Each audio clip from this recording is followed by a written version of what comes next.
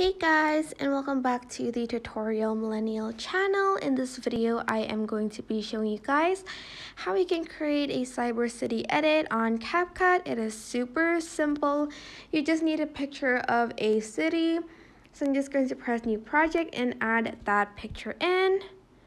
So let's press add, select the picture, and you are going to go to style and press Cybercity and wait for it to generate for a few minutes, few seconds, I guess. Just gonna wait for it to generate. It takes some time.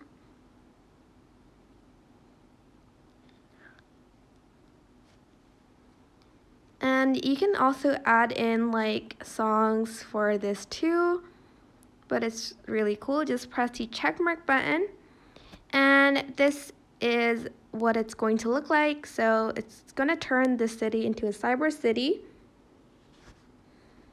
Actually, let's just play it from this side.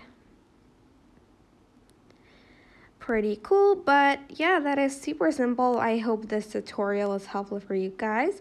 Don't forget to like, comment, share, and also subscribe to this channel if you haven't done that.